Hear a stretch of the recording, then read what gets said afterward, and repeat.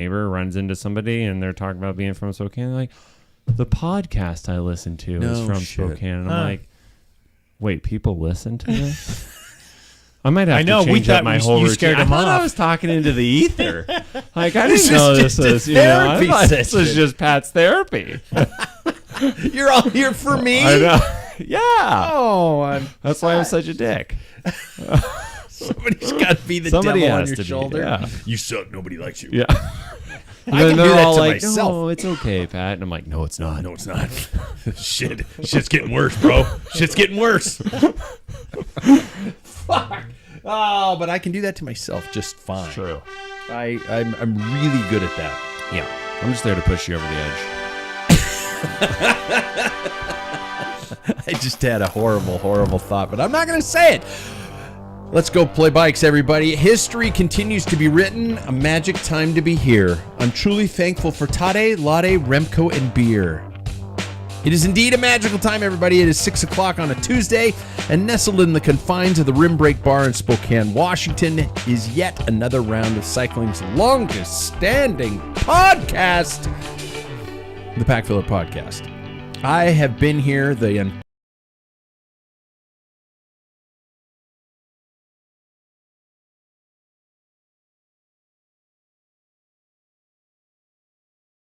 something along the way, shall we?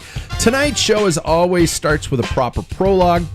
Prologue is here thanks to our friends at Untapped Maple.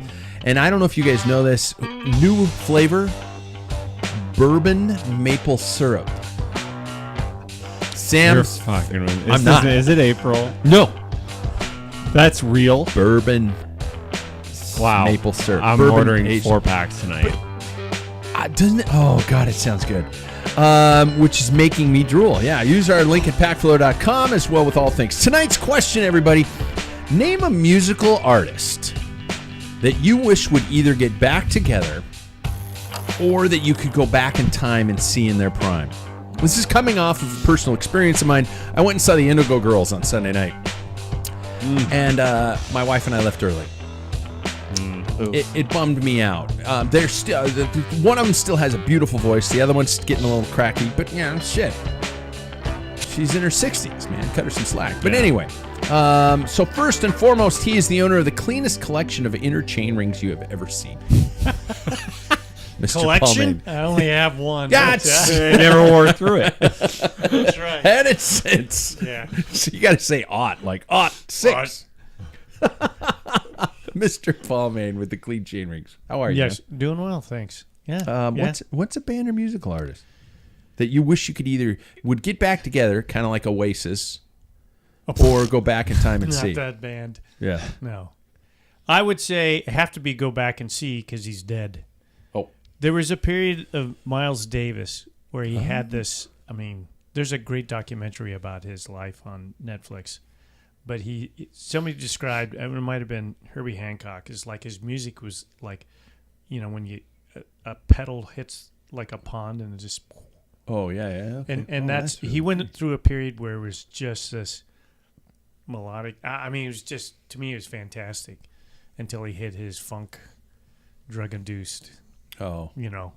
Yeah. So back then, that's the prime you want to see. Yeah, probably, I think that was like in the early 60s. He was cutting edge when it came to jazz. So You're a jazz guy. I do like jazz. Wow.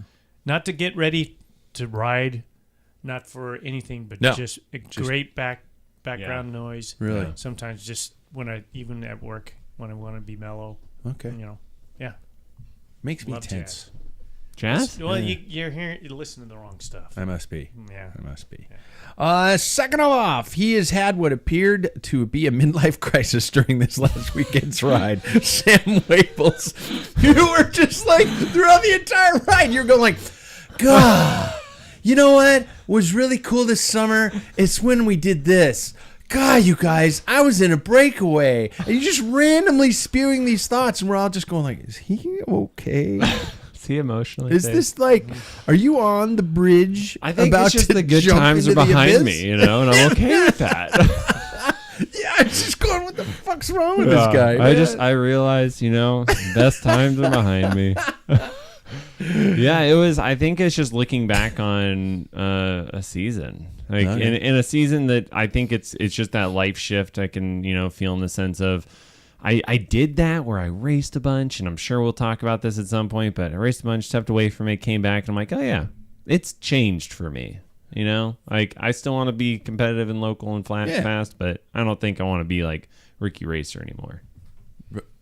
So that changed from this year to I think next year? I think next year it's going to be like, doing more stuff for the soul. Like I want to do more gravel things and mountain bike. I believe that about as far as I can fucking it feeds throw my it. soul to see others cry too. Oh, see, yeah, exactly. No, there's multiple ways. If I remember correctly, it was you crying the last two efforts in a gravel race. Yeah. Jackson, well, I'll get done with the introductions first. Next off, he is now officially a beer drinker. Mr. Jackson Bulger. Pete, you sent us a picture of Saturday after the ride. I confessed to the group that I was still drinking beer that evening. Sam was like, I never stopped. And Jackson took a picture of a Pilsner, a Freem Pilsner that you were enjoying at home. And I almost cried. Yeah. I think a drop might have hit my phone. It's like, he's not drinking Coors Light anymore. No, yeah. That's a life change too. Yeah. It is. A life change. It is. Yeah. I financially too. Shit. Well, how much he drinks. I was going to say a 6-pack's last me a little while. Yeah. Well, my wife and I enjoy them together because she bought them at Trader Joe's while we were out on the ride. But I had that before I went and cried for like an hour. At The Wild Robot is a movie. It's a movie It's a wild emotional ride. Yeah. It came out on Friday, and it is animated. Probably one of the best movies I've seen in a while, and it is not a bad sad. It's a good sad, or a good cry, and I cried at everything. I just saw the ads for that, and I'm like, there's no fucking way I'm going to go see that in the theater because I'd be just like... It's a really special movie. It's really good. I suggest, What's I it really called? do. The Wild Robot. The Wild Robot. I suggest people go and see animated it, movies. Right. Where you like for example, the first 5 minutes of the movie Up. You watch that. And, I watched that. People are next to you watching you cry, and you have no alternative. Yeah. You just look at them and go, I have COVID, so just fuck off. I'm sick. That's why I'm sniffing. Congestion. Yeah, you might want to move away. But yeah, okay. That's what was after. Yeah, my beer. Okay. Musical artist though. Yeah. I wish I could have seen. It sounds so like very typical to say, but I kind of wish I could have seen Fleetwood Mac. In its day. Good choice. Because I also will say, and I don't know. I mean, I feel like we good have this choice. still, but you hear the stories of like artists of that time, and there was such a story. Like within that band, you could see it like flourish and then kind of fall apart. Yeah. Which I think is. If you don't love me interesting. now, you will never love me again. I can still hear you say you would never break the chain. That is one Singing of that. the I love that best song. guitar. Yeah. That is the most amazing beginning part of that guitar work is fantastic. That's unfortunate about Silver Springs is a direct slam on Lindsey Buckingham. She's like, Silver Springs was where they were going. They dreamt of a town they could live in together. And she's like, you fucker. Yeah. Oh, man. Yeah.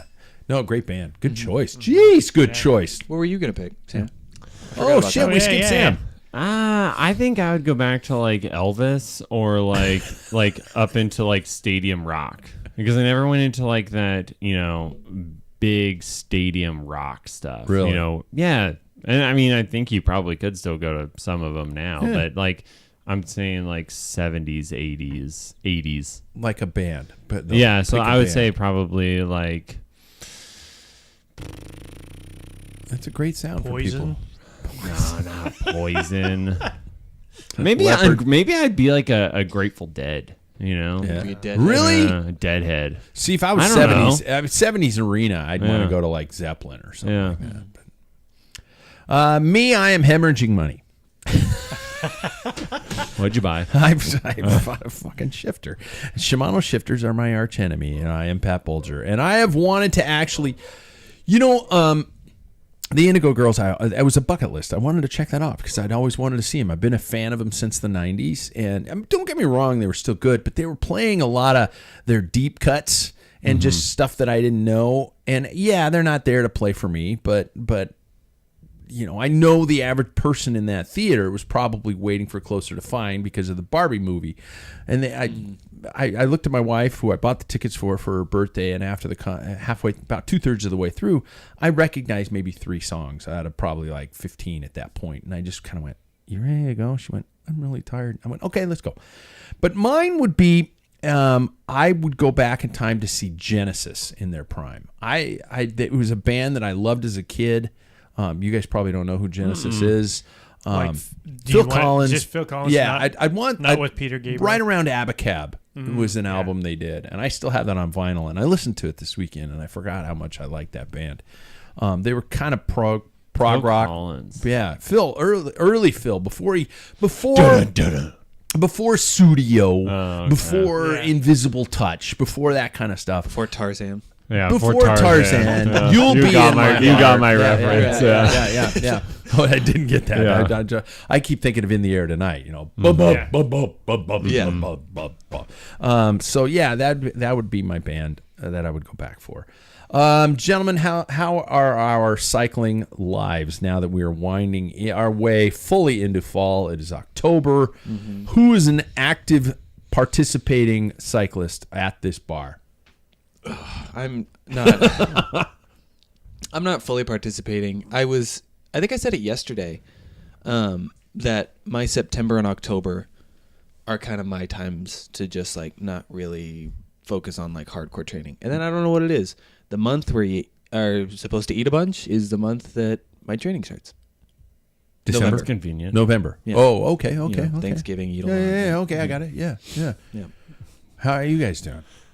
Sam, you finally got on the bike. We saw you. We rode with you in the wild, and it was such a beautiful moment. Yeah, I'm remotivated. I'd say to do my winter training stuff. I took several weeks off, and I was kind of getting a little afraid there. I'm like, I might not actually find my way back onto the bike for a while, but I don't want to get totally destroyed in Maui this year with my brother.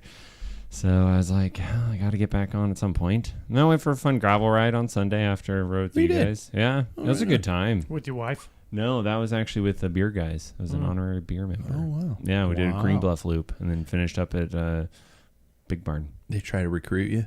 Nah. Good. They don't want me. You're taken. Yeah. He's too young. Yeah. They're all 40 now. Yeah. With you and me on the same team. I have to remind myself, like I do on every ride, that it's like going, God, I suck. I can't keep up with my own teammates. Then I realized that you guys are some of the fastest guys in town. You dropped me up all the hills. Well, that's because you're just fucking with me. No. You weren't being dropped. Oh, yeah.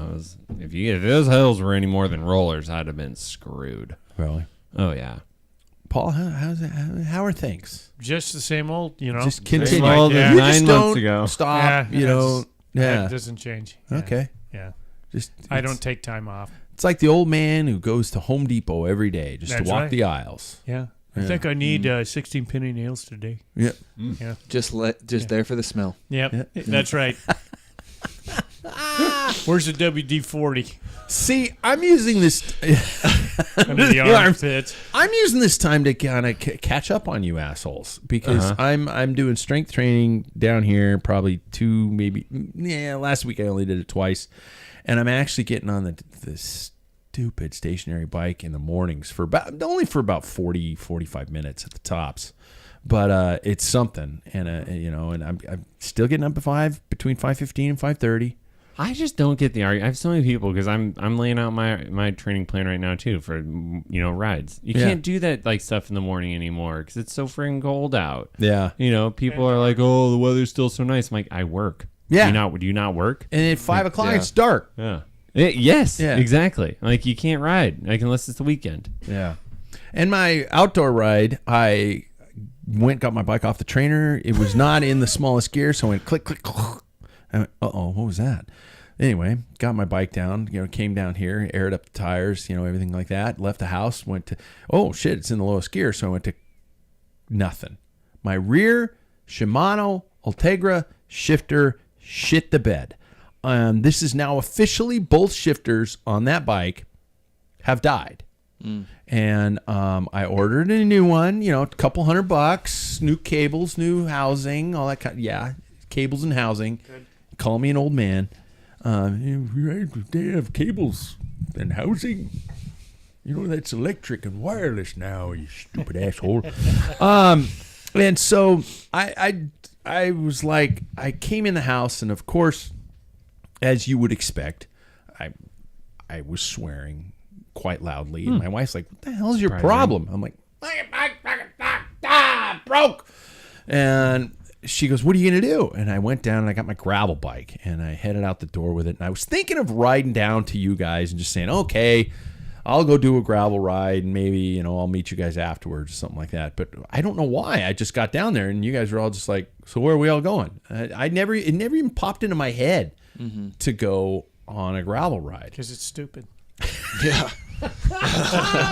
And so I just rode with you guys on the road with my gravel bike, and I've got fairly smooth tires on there. I can't remember their Max's, but I can't remember the exact name of brand of them. I mean, model of them, but they're smooth. And I know you guys weren't going super hard on Saturday.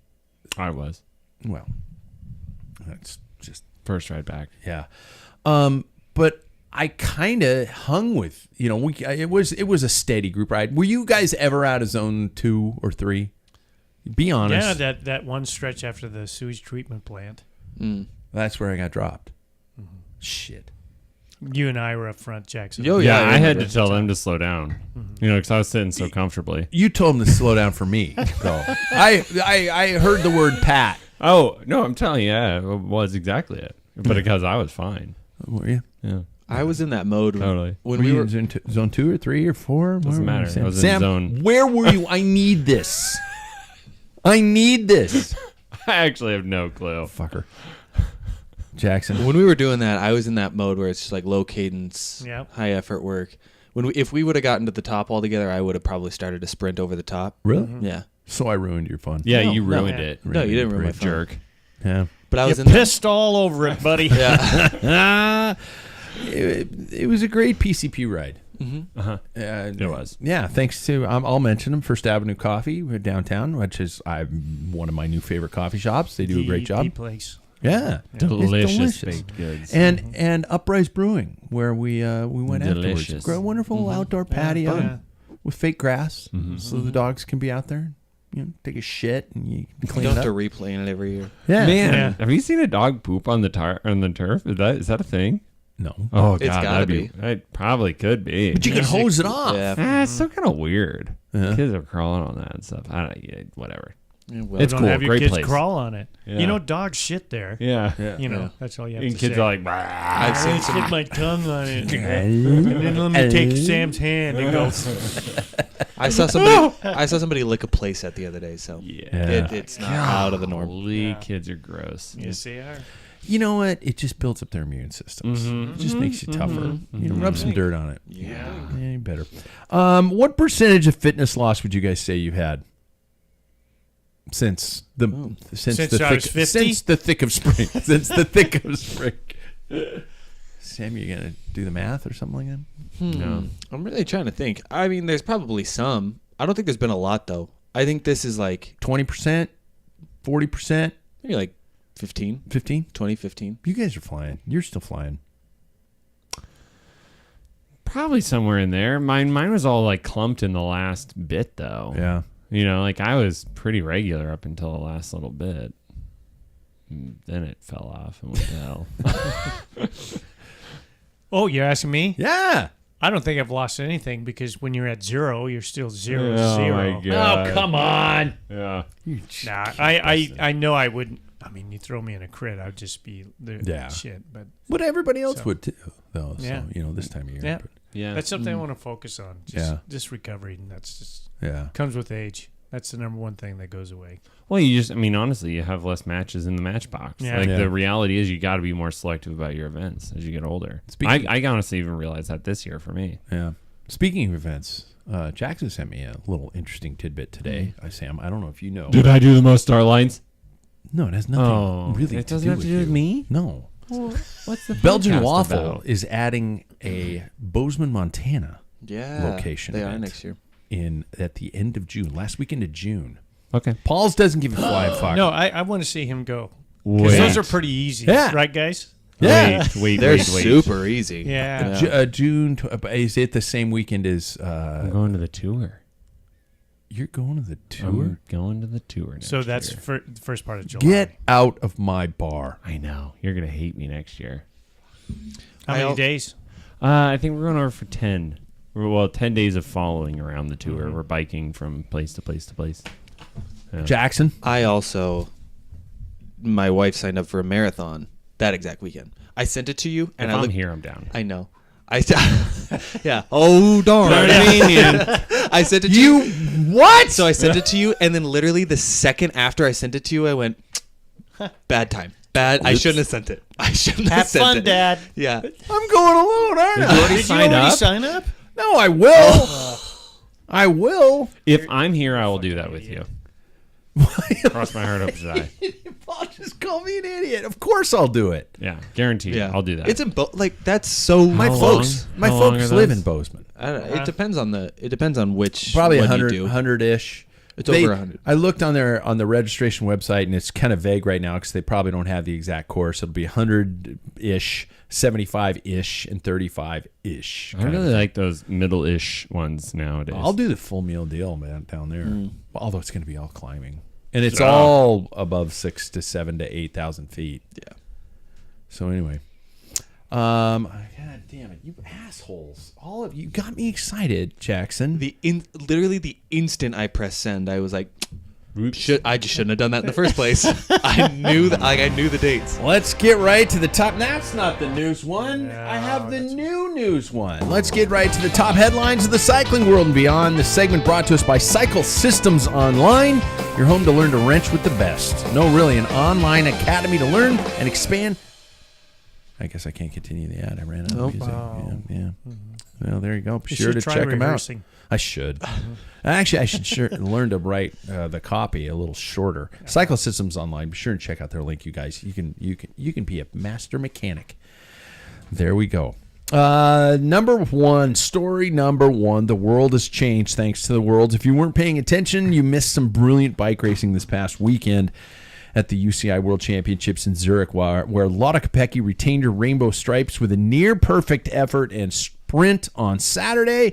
And the one and only, how do you pronounce his name? Tadej Pogacar. Completing. Remember how I had a hard time with it for a long time? I do. I did. It was embarrassing. Well, he was still new. He was not new. It's not like I don't know who Lael Wilcox is, by the way. And by the way, don't read Don't read your own reviews. No. Because somebody said that he was surprised I didn't know who Lael Wilcox was, and I didn't know who Lael Wilcox was. But now you do. She just went around the world. Right? Yeah, she broke it. Yeah, crushed a lot. Yeah. Tadej Pogacar completing the ultimate history maker, joining Eddie Merckx and Stephen Roche to win the Giro, the Tour, and the Worlds in the same year. Yeah. I assume everybody caught the race. Sam, did you? Yeah. Okay. You okay? Yeah. It's just highlights. Just the highlights. Yeah. See, It's a long race. Well, no, I would have honestly. It's just flow bikes. I don't have flow bikes, and I refuse to pay for flow bikes. You're not missing much. Yeah, I had problems with flow bikes all weekend. Yeah. I've had problems with flow bikes since day one, and I think they do it on purpose because they're like, that guy said some shitty things about us. Push the fuck button. What do you watch it? His Like, feed. what system do you watch it through? Do you watch it on your Samsung TV or Yeah. your Apple TV? Okay. Because Now, what I have to do, though, sorry to interrupt, is usually I have to get it on my phone and then send it to my Apple TV. Okay. But sometimes it'll start over, won't allow me to zoom or pass or fast forward on the. This is even on the recap, on the replay, and it won't be allowing me to fast forward except in like 10-second increments. And it's a 6-hour race, and I'm like click. So you don't have the app on your. The app on my TV says you have to pair it with your phone and just send it to the app on the TV. Huh. Because It's really weird. Is it the Samsung or your? Yeah. So I have Apple. Yeah. Me too. And I just I just go right to the menu, blink, and when it's not, restricted, I just get it. Like the Worlds was perfect. It was super easy. Yeah. Yeah. Son of a bitch. Yep. Son of a bitch. Second off, who had Lotte Kopecky for the win? Sam, you did? Mm-hmm. I never would have predicted that win. Never would have predicted that win. And he got second place, too. Mm-hmm. Did. You did? Mm-hmm. With Chloe? Mm-hmm. Shit, look at you. Your little shit-eating I know. Well, it's the first so time that I've happy. ever thrown out like names that shouldn't win and then it paid off. Who'd you pick? Didn't you pick... top three of the race, Lotte Kopecky, Chloe Dygert, Elisa Longo-Borghini. Did By you the way, pick her? I don't think I did pick her. big huge newsflash. ELB is now switched to UAE for next year. Wow. Mm-hmm. Huge loss for Trek. Huge loss for Trek. Yeah.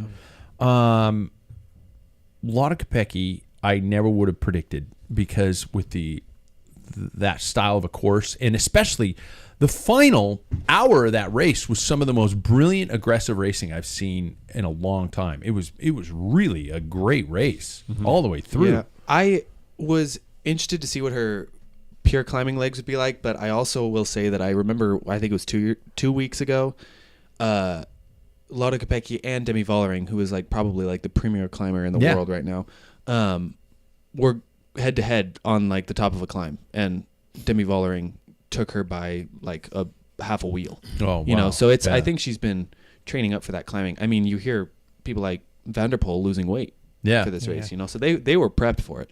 She looked blown though, with probably 30K to go. Well, their conditions were terrible. Yeah. Oh yeah. They were all cold. Yeah. I think what helped her though was the Dutch team helped a lot of people. Mm-hmm. Too many kicks in the kitchen. Namely Demi Vollering. Vollering was pissed that people weren't coming through with it. No. She had Voss and another teammate, and that last she goes in on attack and drops Voss. That's another person that could potentially win, and also a better sprinter. So if she's not able to, open it up, she could lead out for a Dutch win. I thought it looked like Vollering was just like, I'm on my own and screw everybody else. And so she got rid of her own teammate, which could have been even for her own good. I thought the Dutch, they weren't even on the podium. And look at they were stacked. Everybody on that team had potential to win. Yeah. So a lot of Kopecky. She just played it cool. Kopecky. I mean, surfed. Mm-hmm. I mean, she didn't even, she took one little attack on the downhill and stuff. And after that, she just stayed back. Yeah. Wait for the sprint. It was well calculated on her part. It was a well-timed effort, and it was fun racing. And God, you were right. The conditions were just nasty. Awful. I felt sorry. Did you see him on the podium? All of them. They were like, really? Yeah. Chloe Dygert was like, she couldn't even sit upright, and she was like, oh wow. I'm sure they give me the freaking medal. Yeah. And let's go. Well, the bags under Lotte Kopecky's eyes, I was like, she went through a war for the past 6 hours. Yeah, just terrible. And then for the men, who on their bingo cards had attack at 100K to go and make it successful? Yeah. Oh, okay. What the actual F? I took a screenshot of this. I think it was this morning. Yesterday at 7, I took this screenshot. This is a quote from Eddie Merckx. He said, "It's clear that he's now above my level. I never attacked 100K from the finish of a world championship. What he did today is inconceivable." Yep. That's the man himself. Yep. The Eddie prophet. Merckx. Mm-hmm. Yep. Wow. Yeah. Yeah, I saw that quote. Mm-hmm. I mean, that's insane. Like when he first went, I was like, no way. And then he bridged up to his teammate. Tratnik. Yeah. And then they closed the gap in, what was it, 11K it took him or something like that. I'm like, how is this happening at 100K to go? Mm-hmm. And then he attacked with 78. Mm-hmm. Again, off that group. Okay. Would this have worked with any other rider? No. This is a once in a lifetime. You heard thing. what Remco said to Mathieu van der Poel. No. Because this is suicide. Matthew's like, this is stupid. Mm-hmm. There's no way he's going to do this. No. Well, And I mean, look at Remco. Remco put him in dig after dig. I mean, Van der Poel couldn't stick with Tade when he went. You know, it was just it was a bloodbath. I mean, I watched an interview with Van der Poel, and he said, well, and the interviewer asked, what did you think when you saw Tade go with 100K to go? He said, honestly, I thought he was forfeiting a world champions jersey. He 100% was like, this is a dumb move. Mm-hmm. But with him anymore, it's like, you see him go, you gotta follow him. Strade Bianca was 70K to go. 80K to go. And that we all thought was stupid. Yeah. I also just really, I mean, like, who has the ability to just stay in front of the peloton, That's right? the question. Like, because if you do stay just in front of them, everybody's going to be like, well, I don't really want to do the work. I don't want to do the work. And then you find yourself with enough of a gap that it's like, I've got this, right? But who could do that? Mm-hmm. That's unheard of. The interesting thing about that gap is, remember, they don't have radio, so no one knew really unless the motorcycle came by and set the gap. Mm-hmm. He never did get more than a minute. Yep. For like 78, 34 seconds at the end. That is not a runaway win. No. That last lap, that's the first time I've seen him actually win. I've seen him in pieces, in the Tour when he crashed that one time. Not crash, but bonked.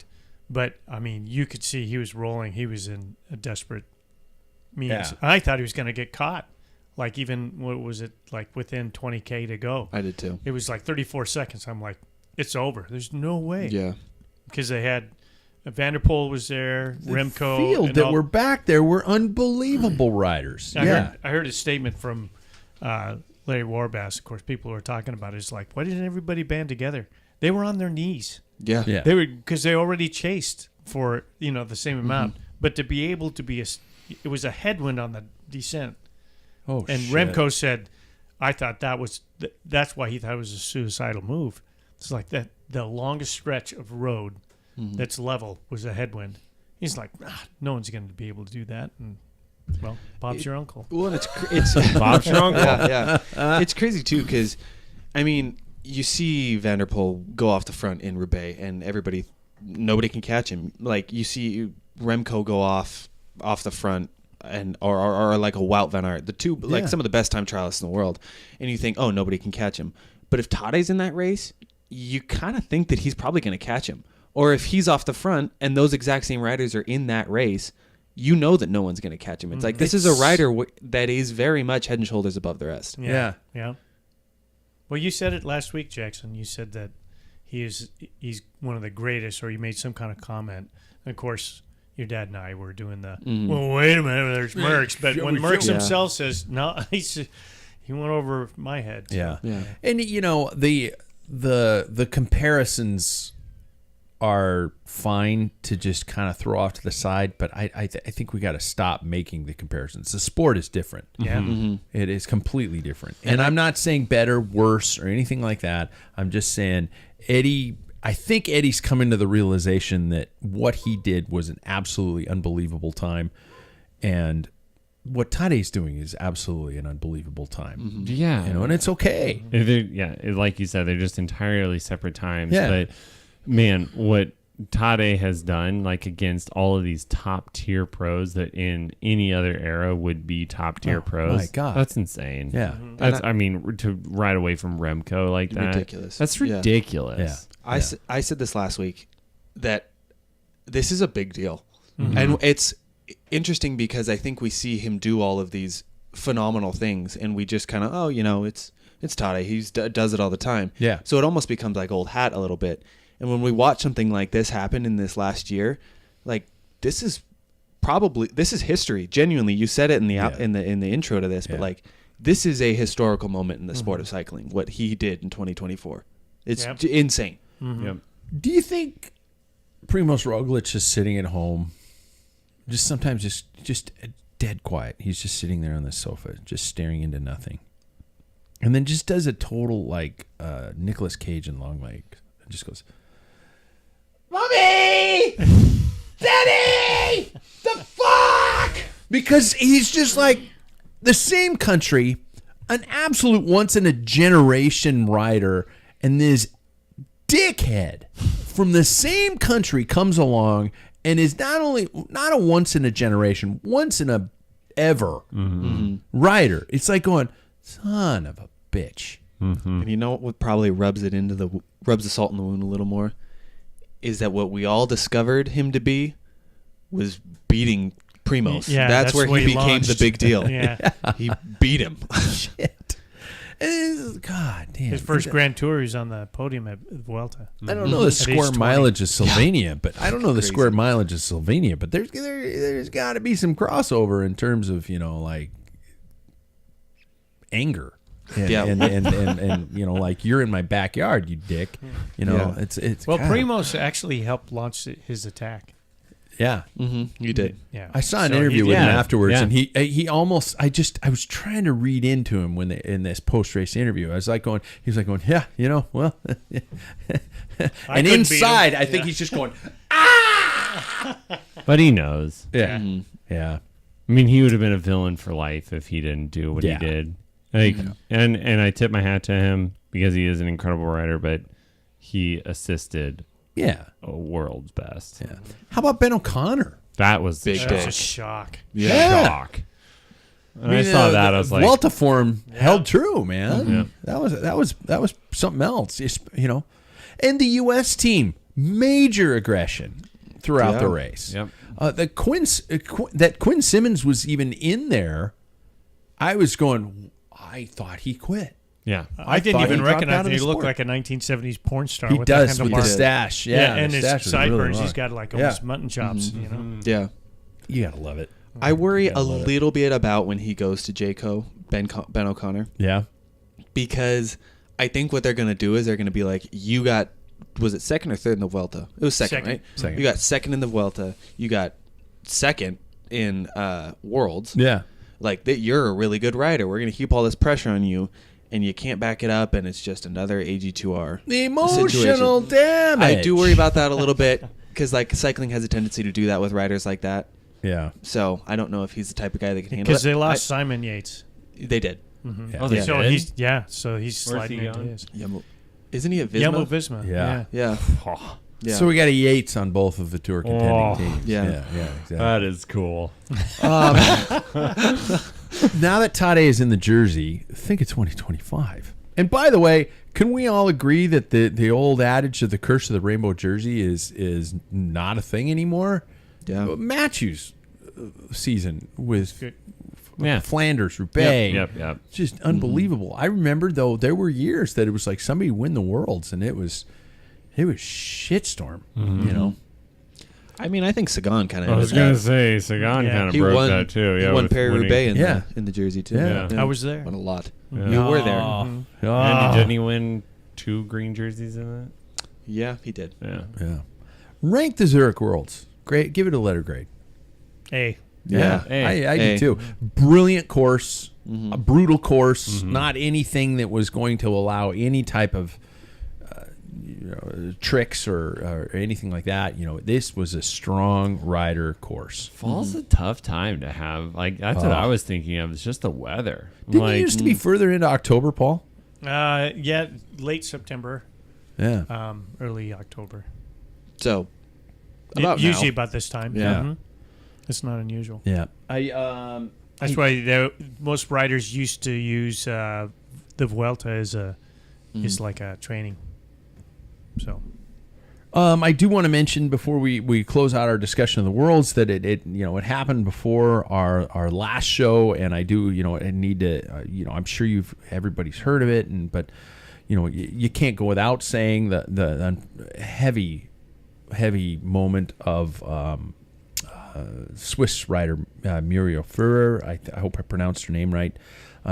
Junior rider who crashed in the women's road race, sustained head injuries, and she passed away.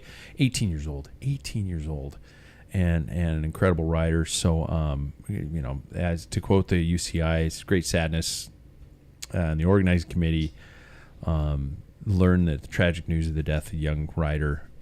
Their statement was a horrible, sad time, and the fact that it just brings to the light that how inherently dangerous all this is, and you think you're protected, but just a freak crash and stuff like that. So that's, yeah, I don't want to dwell on it too far because I'm sure a lot of people doing it. I'm not doing it for clicks or likes. I felt it needed to be mentioned. So turning to a little bit of positive news, a shift to try to bring something there. It has been announced that the UCI will include a women's Milan-San Remo in 2025. The calendar scheduled for the same day as the men's race, and it I think it ran from about 99 to 2005, and but it is back, and so cheers to that. Where does Milan-San Remo rank in terms of your favorite Catholics? What the fuck? But it is in Italy, well, you know. So if we're racing Catholics, or if Yeah. we're rating Catholics, where do we put Mary? Yeah. Mary's up Mary's there. like a B tier. Yeah. Milan-San Remo in terms of the classics. I don't know about you guys, but if it wasn't where it was on the calendar, I don't know if I'd like it as much. I agree. Yeah. Yeah.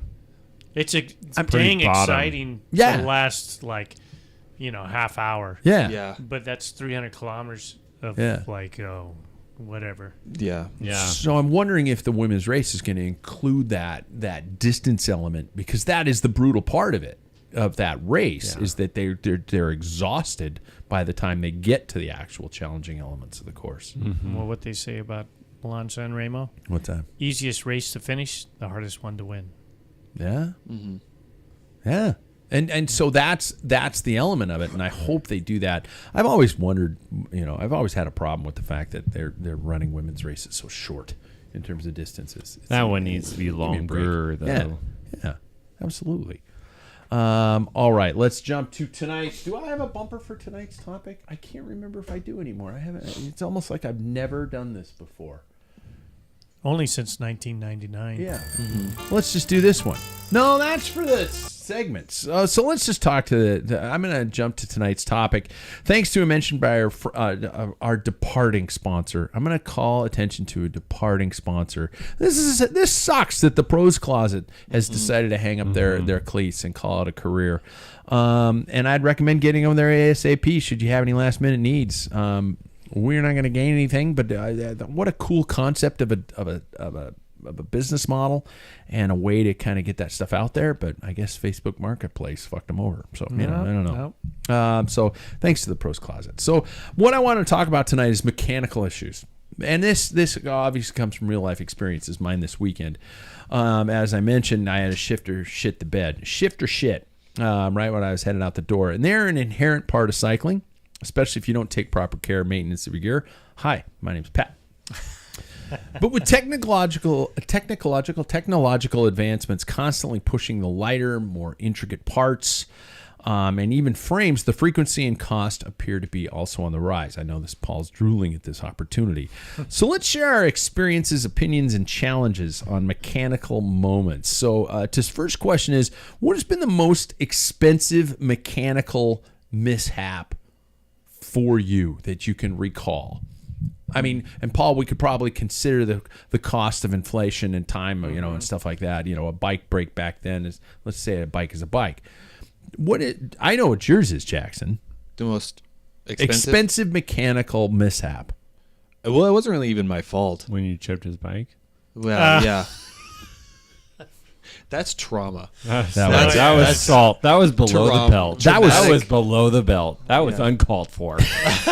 Are you disciplining yourself? Yeah, that was horrible. Actually, he understands the pain that chipping comes from. Don't you, Sam? Wait, what was that we're talking about now? It hurts. Mm-hmm. Yeah. I was on the fetal position, rocking back and forth. That's how the I've bike been. Was brand new. Well, that's how I've been. Mm-hmm. Yeah. With what? Patient's bike. Yeah. Oh. It was overpaint of the through axle, and I'm backing out of the through axle and it just pulls out a chunk of their paint. And I'm like, oh no. That's not your fault. It doesn't. It's not the matter of matter. the fault You touch though. It's the fact that it's like it didn't come in like that and it's going. Did the out like that. client look at you and just like? Oh, they weren't like I mean, honestly, they're really cool about it. I'm just like, I'll make it right. But then they got out into their car and they're, "Mommy!" Probably. Daddy! Yeah. But it's just one of those things like, man, I get your pain. Yeah. Oh, that was below the belt. I feel that. But Jackson, Well, what was your mechanical moment, dude? Well, I guess I have different variations of how to define this. I mean, my wheels. That's what suck. I was thinking. Yeah. When you hit that, what did you hit? I tried to bunny hop a like one of the potholes going down is at Cedar. Yeah. And Paul was kind of there for it in a weird way. Yeah. And so that sucked. But then I got hooked up through Reynolds with a nice pair of wheels. But hood covers are stupid. That's personally the most annoying mishap I've had. I had to buy 3 sets of hood covers because they don't tell you what type of hood covers to buy in the picture on Amazon. They're just like, oh, it's all the same, but no, they and are. DI2 is different than mechanical. Yep. Oh, yeah. Yep. So and Ultegra is different from Durace. Yep. And they name it like ST40968461. You're And like, there's yeah, I remember that one. And there's only one way to find it is you have to find imprinted plastic numbers on the inside. It's not a different color. It's the same color. So you can't find it. It's black. Yep. And so you have to Black read the on inside black. of your hood. Yep. bricks. This is And that's if it stupid hasn't worn industry. off as it's been rotating. Yep. Because it's a raised number on that. Yep. You're opening up a box here. No, that's the point. I want to talk about expensive ones or what Annoying one? ones. Yeah, annoying ones, stuff like that. Or even, heaven forbid, out in the middle of nowhere ones where you're like, oh my God. Get home. Yeah. I do remember, for example, once I had a flat on a pair of tubulars when I was a junior. And this was before cell phones. Yeah, so I wish I had, the antique music to play in the background. Good, Jesus. But and my father ingrained in me that walking on my cycling shoes was a bad thing. I took my shoes off, and I'm in my socks, and they were white back then because you had to have white socks. Yep. I walked, and I am not exaggerating, at least 20 miles. That's crazy. I passed houses, but I did. At one point I went in and I was a shy kid. It's hard to believe. I was a shy kid, and so I knocked on one door. I got the courage to knock on one door, and I went, and I'm standing there in dirty fucking socks, sweaty. This poor kid shows up, and I'm like, "Hi, ma'am, can I use your phone to call my father and get a ride?" I don't like letting people in my house. And then she closed the door. No solicitors. And she closed the door. And I went, okay, that's it. I'm hoofing it all the way downtown. So I went from like way north, like almost Mount Spokane. Not that far, but all the way through Wandermere. What's the Hilliard. All the way through Hilliard, all the way around, all the way downtown until I got to my payphone. The business where I didn't have any money. The business where my dad worked. I got in the elevator, went up, and I did that. And my dad called my mom to come and get me. I walked like what a day. I walked like 15 miles. What a That's day. crazy. All because of one flat. Yeah. Another reason why tubulars are dumb. Not if you have one with you. Yes. And you just slap one on. But, Yeah. any other... Give me some beautiful mechanical stories. I don't know how many bad mechanicals I've had because I'm usually pretty particular about it. But I think the best story-wise one was I had a Dura-Ace bike. Actually, it's like one of my first top-end bikes, full Dura-Ace. Freaking steed. Well, it broke because Shimano brakes and No shit. yeah, a shifter, and so Really? yep. And I had also crashed it, but it was later, so it had been through some trauma. I need a new shifter. Girlfriend at the time, I need to buy this new shifter. It's gonna be I think even at my cost, I'm probably gonna be $400 or something. And Jesus. yeah, and she's just like, Yeah. well, won't 105 work? Oh. And I was you still married her? I was like, you brilliant little bitch. You thought that was brilliant? Oh, yeah. Are you kidding me? You're stealing the soul of a bike. No. I didn't do it. Oh, No. Don't be absurd. Because at a certain point, they don't cross over. Oh, yeah. But So 105 doesn't work with... it would, Dura-Ace. actually. It's all There's a trick 10-speed to it. generation, yeah. But the fact that she listens to me enough to where she knows the tiers of Dura-Ace, Ultegra, and 105. You're telling me so that she that was is not messing like, with you. Yeah. Okay. But still, like the fact that she knew that, I was like, I'll marry you right now. Wow. Okay, because I thought she was like, "Will 105 work?" And I'm like, "No, that will suck the No, soul." it of my won't bike. work. It's like if somebody stole your bike and then you saw that bike out in the wild, but the handlebars were turned upside down. Mm-hmm. I would not burn it. say that's my bike. I would go and smash it with a hammer because that bike's soul has been taken. It needs from to die. That's when you have an Put it down. emotional lapse of judgment in your vehicle. Yeah. Yeah. Whoops. Oops, the wheel And then turned you- itself. And then you back up over it. Speaking of which, that's another mechanical issue I had. CP drove over my race wheels when we were at a bike race weekend once in Bozeman? No, in Lewiston. Oh. Yeah, he backed a van. We were at a campsite. We were all staying at a campground, and I barely knew the guy, CP, at that time, and he was coming to race and stuff like that. And my wife, who was still my girlfriend, I think at the time, set him up with somebody, and so he was like excited to come and all that kind of stuff. I said that incorrectly.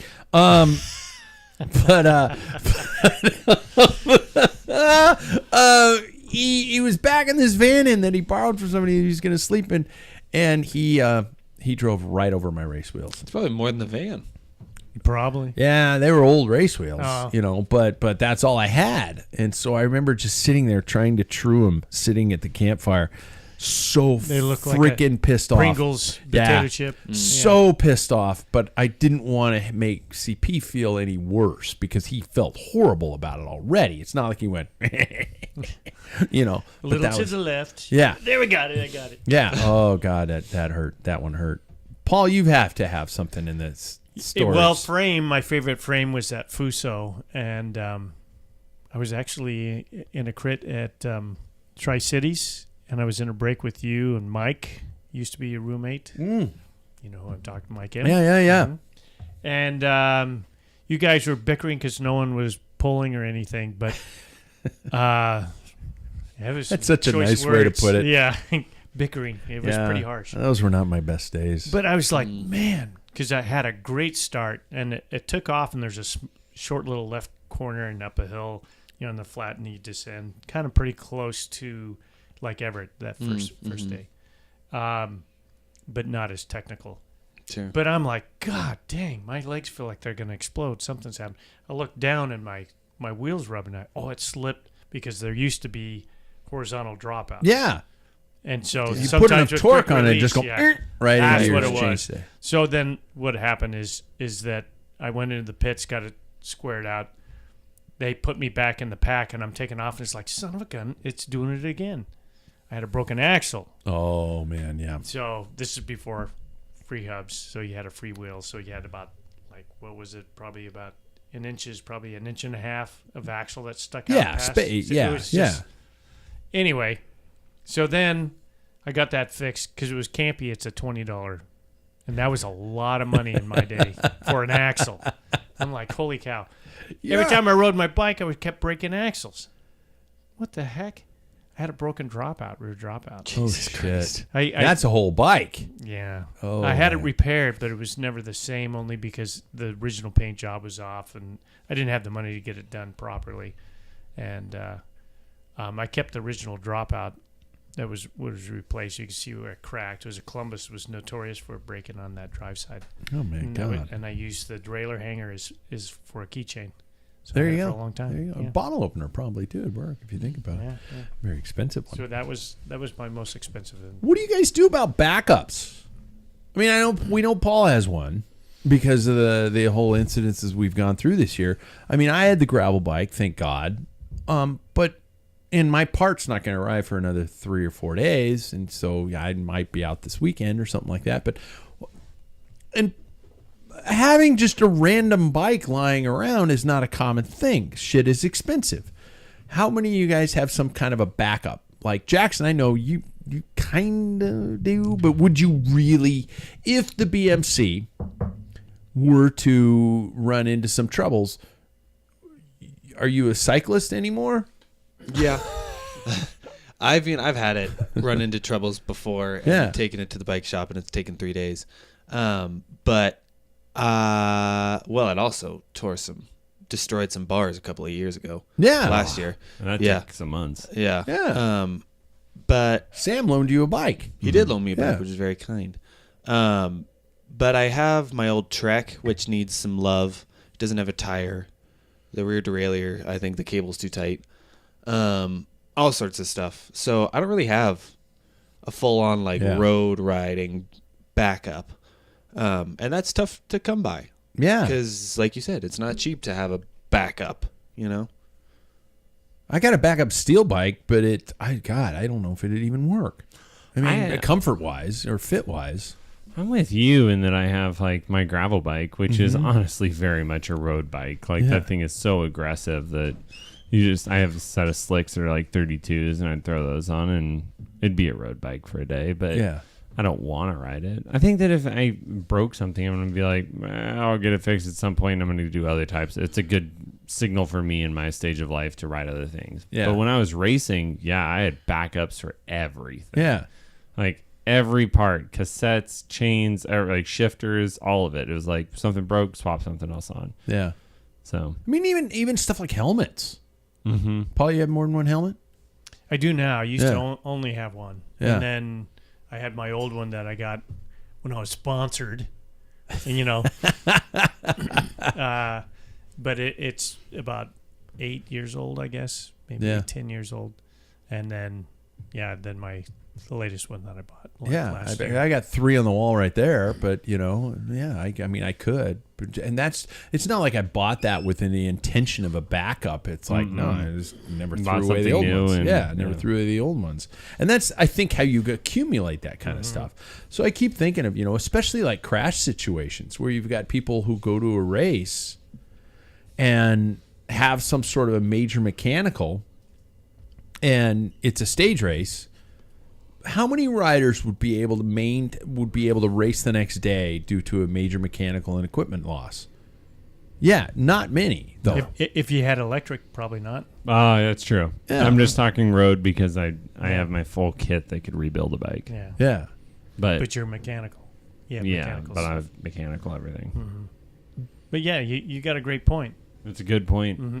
Like it's an annoying point. It is an annoying point. Like the BMC, obviously I had like my Fuso I talked about, it was really easy. I had to get another frame, and I worked at a bike shop at the time, and I was able to kind of like finagle a good deal from one of the suppliers. Yeah. And everything goes right together.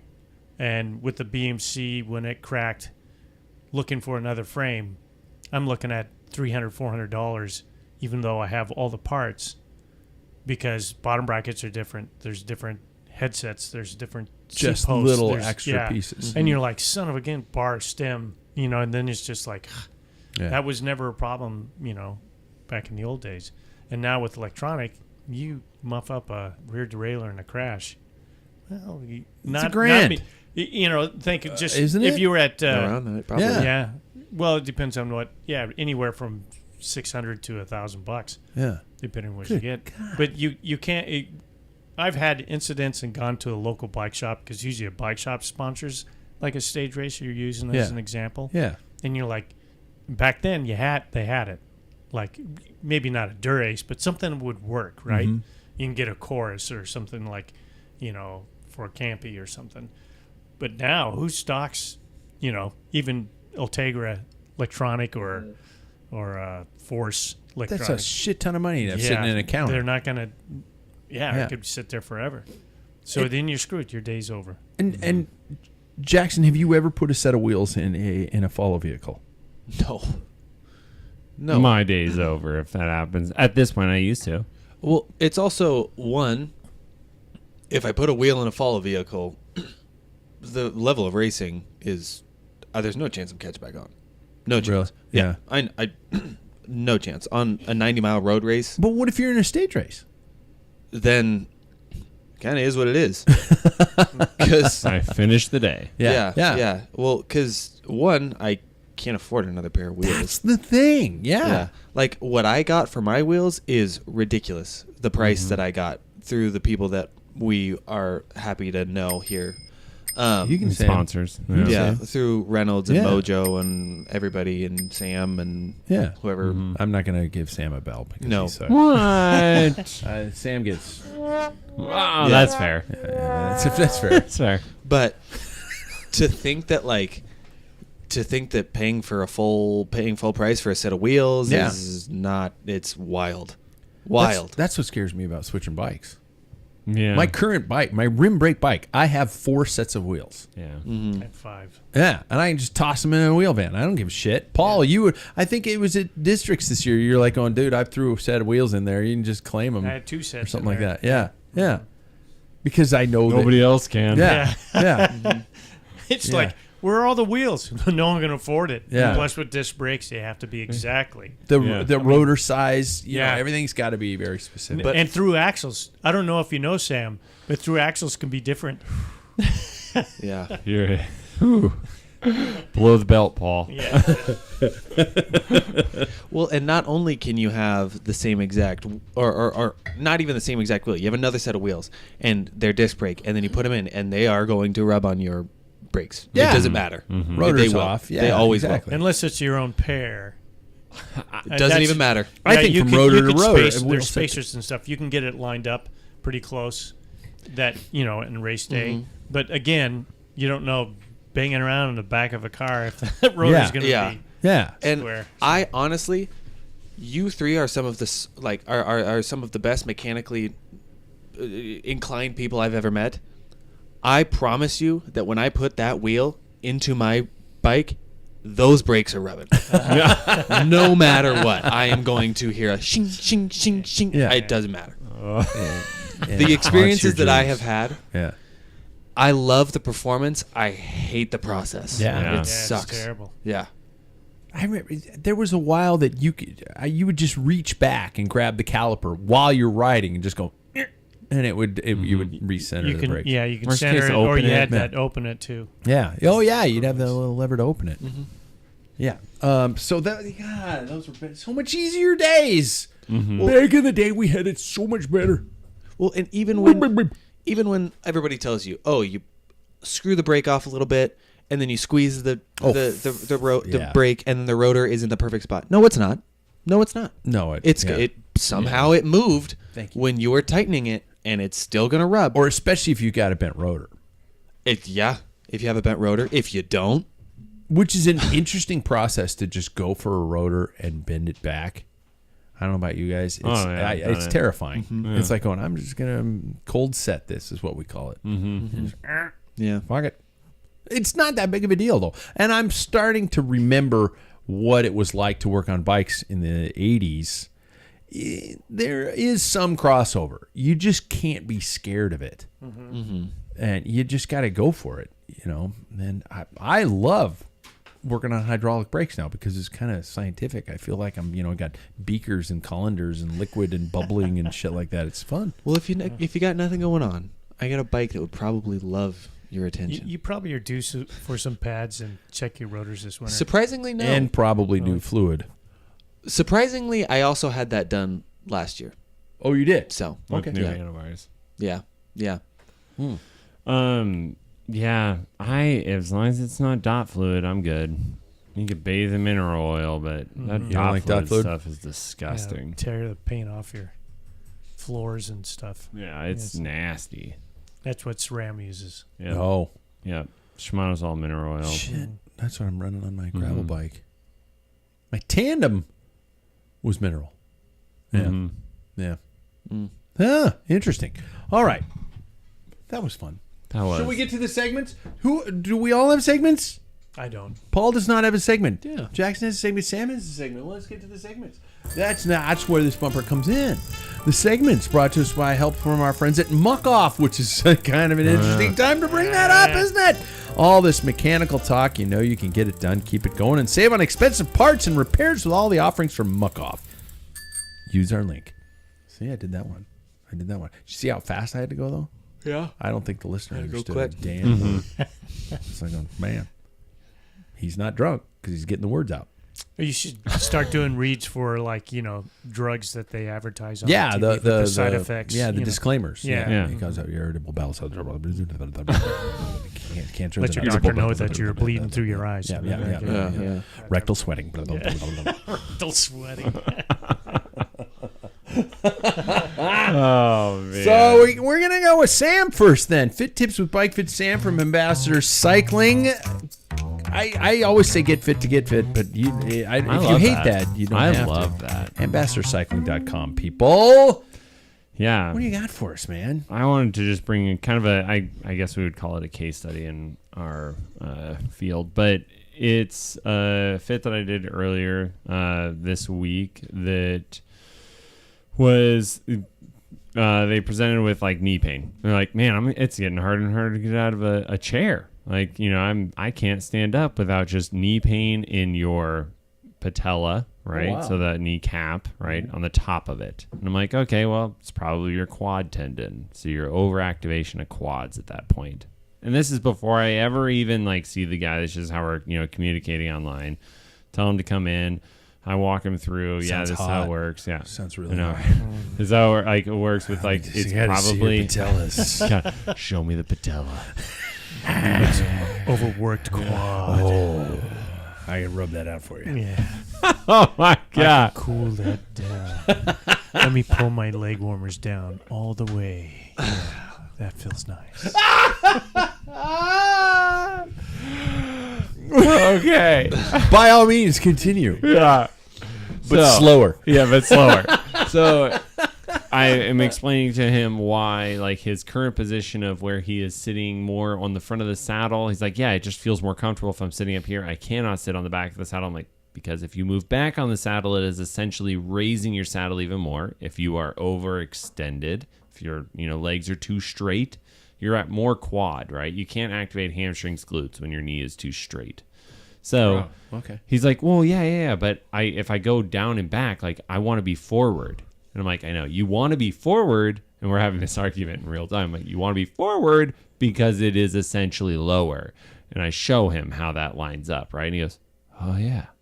I just literally hold up like, I'm like, yeah, like, measure this angle. Okay, move. See how that's shorter? So we do it, and he goes, wow, that does feel better. I'm like, wow. And essentially his knee flexion is still the same, but it's now he's lower. He's unweighted from the saddle. And instantly he's just like, yeah, I don't feel that in my knee. I feel it in my hamstrings, my glutes. I'm like, that's where you should feel it at. Wow. So it just goes to show, and I had done this fit on the guy before, and it's one of those classic stories. I'm like, okay, well, did you have pain after the previous bike fit? He goes, no. And I'm like, well, what changed? And he goes, not really anything. Just kind of happened. I'm like, okay. He's like, well, as it came on, I got a new saddle. And I put on a longer stem. Exactly. You guys sound just like me. And so it's like, when you put on a longer stem, yeah, exactly. Yeah. The way that it rotates the pelvis, that changes everything. So in your mind, you're going, what are you doing, you moron? Yeah. Yeah. It's like, it's one of those things that, people just don't understand that, like, a simple 1 centimeter longer stem, like the way that rotates the pelvis, it totally changes your alignment on the bike. Yeah. So that's why I offer refits, and most fitters should. Like, if you change parts out, there should be a fluid dynamic thing that we get new parts, we refit. He's like, what happens if I get new shoes? I'm like, well, we should do another refit. That's a huge part that you're, massive. Yeah, exactly. And we have to size your cleats where those are supposed to be. You can't just hold it up next to the other and get it correct. We have to do this process again. So I'm curious. I can understand changes in the seat. Most people are gonna new saddle, gonna try something different, blah blah blah, or their buddy, or what looks cooler. Why did he go for a longer stem? What was that about? Yeah, he felt a little cramped in the cockpit, and I'm not going to disagree. I think that was probably because he moved the seat your mom's forward. Cramped in the cockpit. Not your mom physically. Yeah. Because your mom, I think, listens to the show, and she's probably she's like, calling me. He's dropped too many F-bombs already. Yeah, Sam, we can't go there anymore. House. Yeah, I'm not even going to be here next week, and that's probably why. My fault. Yeah. But yeah, so I think he went to a longer stem because he just felt a little bit cramped. And honestly, I would agree with that. But there's just the difficulty is he could have also just lowered the stem, and that would essentially lengthen the stem as well, right? Because once again the geometry deal on this. Man, they said we'd never use it. I know. They said we'd never use it. I was it's all about sitting there in man. 5th grade, Yeah. and I'm like, Triangles. this isn't going to be applicable in my life. Yeah. Now you Here just I live am. it. Yeah. What you do is actually important, Pat. I'm coming around to that tonight. Who, me? Yeah. Broadcasting. Yeah. Well, just teaching. Kind of always thought it was, Yeah. Yeah.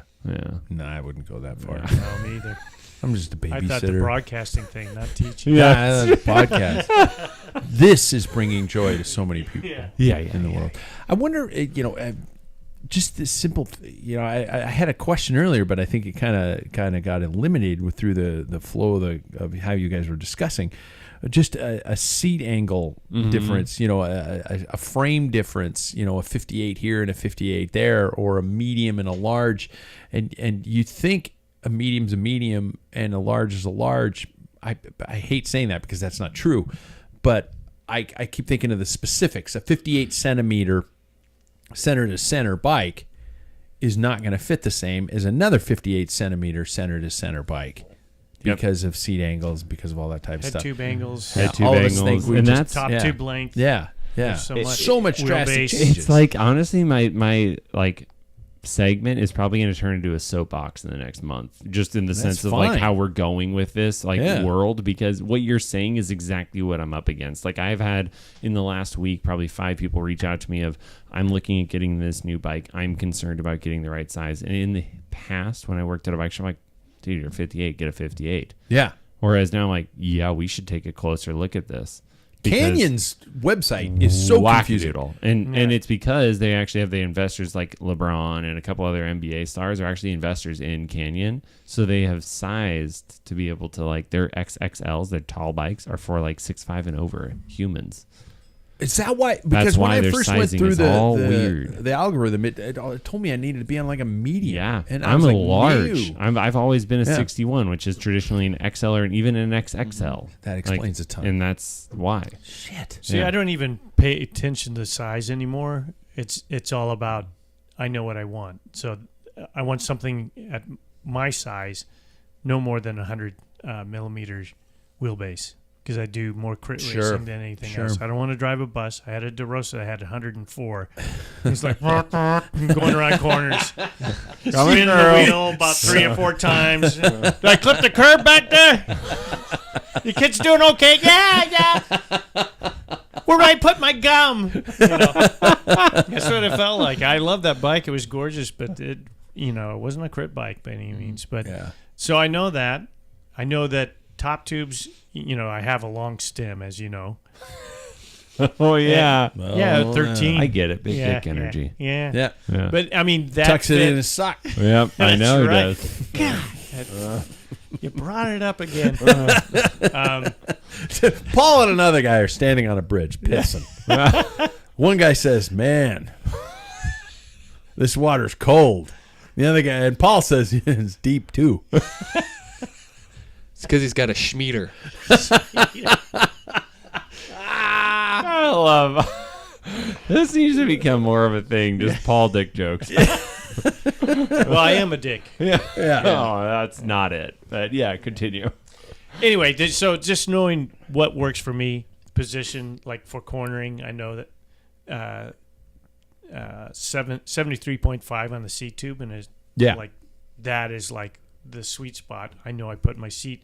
Sam's like, God, you're all messed up. But I know cornering and everything. Give up. Yeah. Yeah. For cornering Works. and everything, my seat's back. I'm sliding back. That's why I have that beautiful long nose saddle that you don't like. Yeah. You are the anomaly. I cannot it's one of those things that Tips you broke pointing. everything. Tip just is slightly. dead I flat. want to No, get a he measured measurement. it. It was 4 degrees. Yeah. Up. Mm-hmm. Okay. Yeah, mine's a titch up too. Yeah. Yeah. I never Not have 4 hand degrees. problems. I can even when I'm Insane. in an arrow position, I can let go of the bars, and I have there's like no pressure. It's just all on the legs. That's insane. It's crazy. He's an anomaly. But anyway, No, I think he's a product of 1980s bike racing. That's true. That's right. That's true. Yeah, looking in the mirror and looking at he's pretty cool. That's Mosier. I want to look. That's just what like him. exactly. Yeah. My entire bike fit life came off of Oh. an article Bernard Hinault helped produce in Velo News. My dad kept that copy of Velo News in the shop. He hung it on the wall in the shop. Everything we did was according to what Bernardino did. Mm-hmm. That fit that I did to both of you, you were at least adaptable. I mean, which is, man, you are set in stone. Yeah. Paul is just crusty old fart. That guy cannot be moved. Anyway, I'm going to just recap on that. I think everybody, once you find that sweet spot of that bike that you like, that you know it works for you, I think it's good to experiment on other bikes. Yeah. But if you find that, keep those measurements. I actually do have all that memorized, but also I have where my seat height and everything. It's on a piece of paper. It's on my phone. It's etched on his headboard. That's that's when I got on that Cervelo, and it's like everything matches, but it was like beating the crap out of me. It's just carbon layup is just a different type of bike. That same fit is exactly what I have on my, and I swear it's just like I'm on pillows. We can translate this all over to marital advice. It's like, it's okay to experiment, but don't. You're not going to be happy because you'll just get beat up all over the place. Yeah, grass is not greener. Grass is not greener. Yeah, exactly. Let's jump to the cool down with the one and only Jackson Bulger. You're like going, Jesus, I thought you guys would never shut up. Not at all. What do you got for us, Jackson? So I was, after my work day today, watching a YouTube video, and this person was talking about anti-aging things, and he was like trying a bunch of different Why is everybody looking at me? I looked at you and I was expecting you'd be like, let's find this video. But he was looking at a bunch of different anti-aging things, and they're like kind of stupid. He's more like making fun of them in a little way, but he wanted to try them out and see what they were like. And every single one of them had a big, like, 3-hour morning routine. No, Jesus. Yeah. And it is very much for that, like, I'm the macho male businessman. I have a big morning routine. I take 50 creatine supplements. Alpha. Haven't seen my wiener in years. Yeah. Those type of things. Fucker's inside out. Yeah, exactly. It actually tucked itself back in. Yeah, exactly. Yeah. All nut. And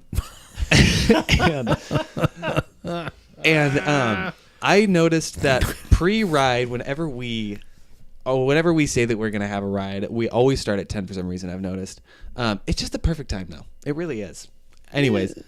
I'll give it that. Yeah. Anyways, I always have the exact same morning routine before a ride.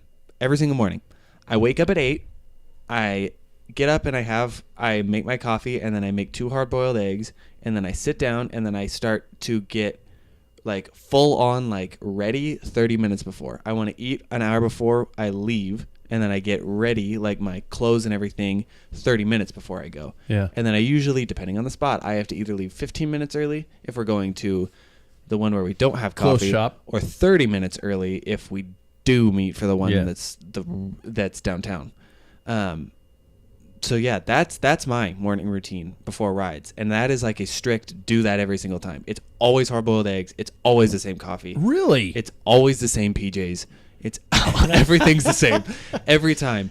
Pre-ride PJs. Yep. I got to make sure I clean my PJs. To be fair, it's the same PJs every day. When I open the door, I have to turn the handle 4 times. This is called obsessive compulsive disorder. However, we all have it. Mm-hmm. Oh, we all probably have the same one, and I'm really, really interested to hear what everybody else's is, because some people have rituals. So should we go with the assumption that the ride is at 10? Yes, because that's when it literally always is. It has been a lot. Unless it's 9 when it's going to be 400 degrees outside. Yeah. Mm-hmm. Sam's got really fucking weird. Are you look still on his thinking face about right it? now. No, I'm not thinking about it. I'm thinking how different we are.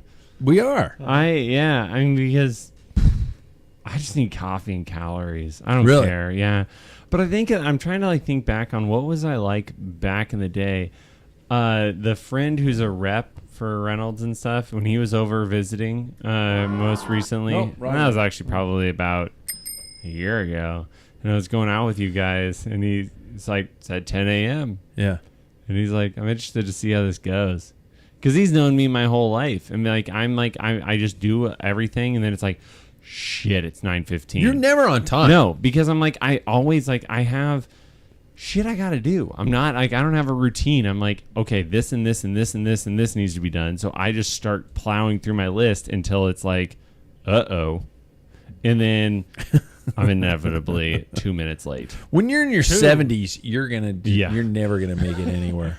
Never. Yeah. Don't wait for me. We've called you inbound for so long. Yeah, because honestly, that's the text he sends everybody. I'm like, hey guys, just so you know, I am leaving my house now.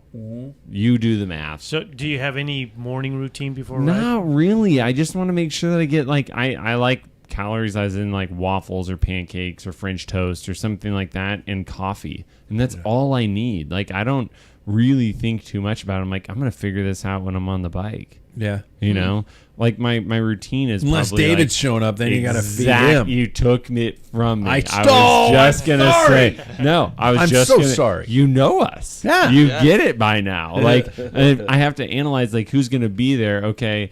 David's not going to bring anything. So if I need these snacks, I'm going to double like a that. fucking baby Oh my bird. God.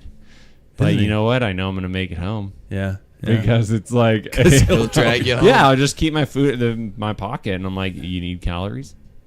Keep pulling. So it's a metaphorical carrot on a string you're putting out in front of your brother. Yeah. Okay, There's probably something weird and Freudian about that. You know, I God, guess, yeah. We could dive into that for a podcast. Oh, for sure. A lot of fun with that. Paul, what do you have? I don't change anything. It's just my normal morning. Oatmeal. No. Peanut I don't butter and have jelly? oatmeal. No.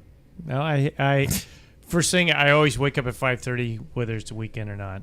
No matter what time I go to bed. Yeah, I'm working on that. I think that's not a bad idea. And it's pretty easy when you're an old man. Yeah. You know, it's like, I Yeah, think your I hear the prostate wakes birds. you up They're at that chirping hour up there. anyway. I got to catch that. Opens your eye, takes a rip off a cigarette, and goes the hell out. That's right.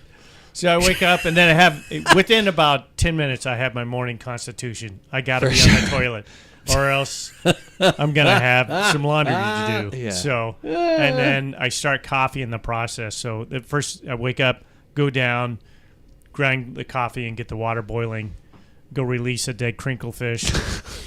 And then by the time that's done, I come back and Dead crinkle fish. well, it smells pretty bad. And, anyway.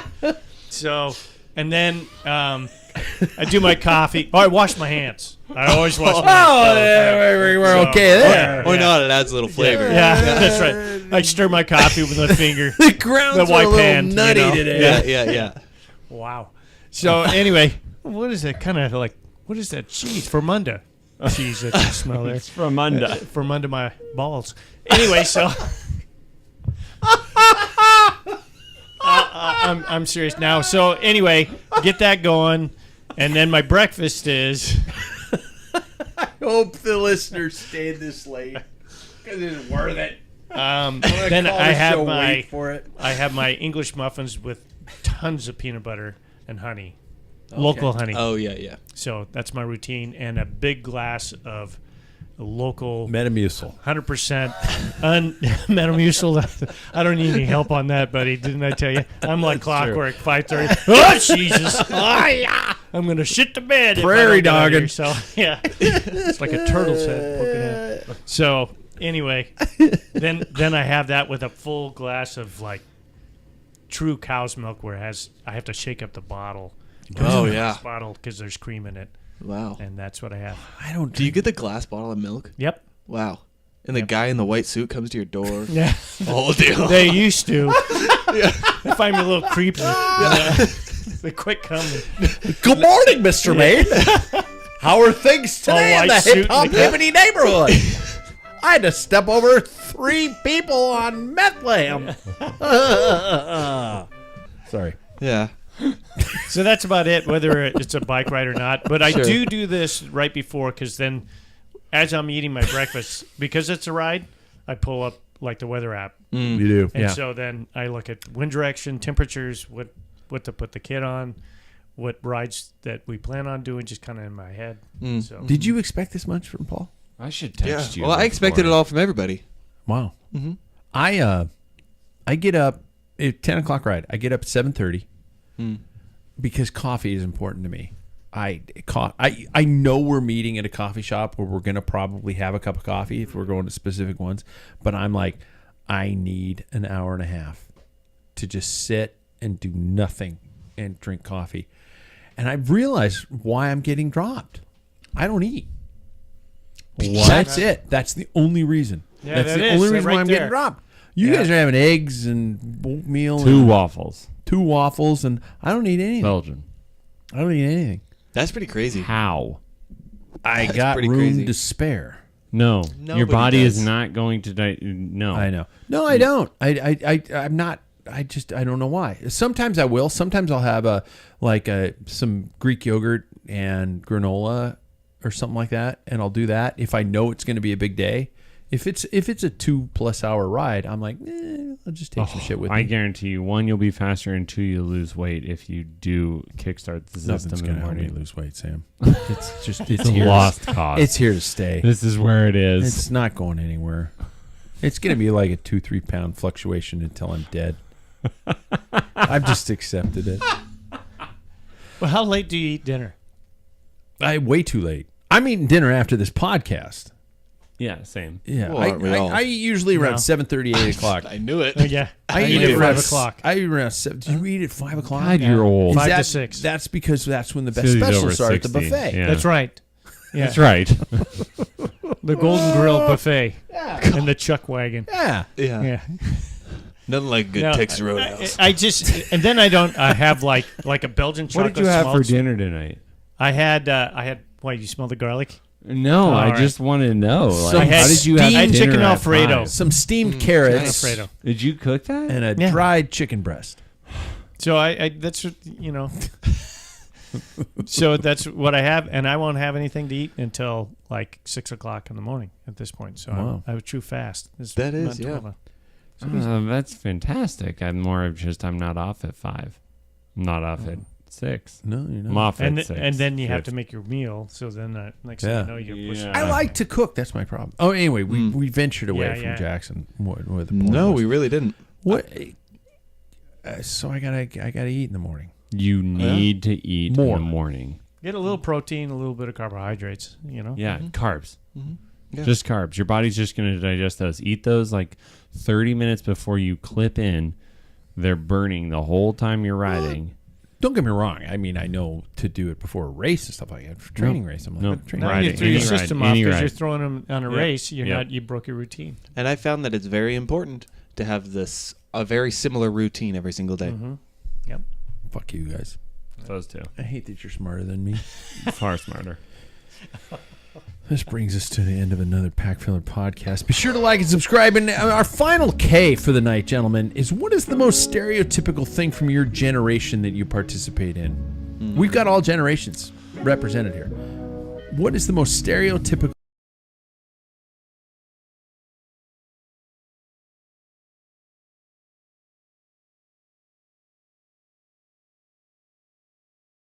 Sorry, you want a participation medal. I want my participation medal. Okay. I Okay. showed up. Want it. Got it. Okay. I mean, technology runs my world, and it should because it makes everything easier. Okay. Paul? Toothpicks. I use toothpicks. I'm Pat Bulger, and I still drink from the hose. That's rough. We all had our generational thing. That was brilliant. Drop us a review, everybody, on your favorite podcasting platform, and subscribe to our YouTube channel. We need that. Yeah. And you get to see me stammer over the words at the end of a podcast. Yeah. That was fun, you guys. Thanks so much. Thank you. Catch you next week.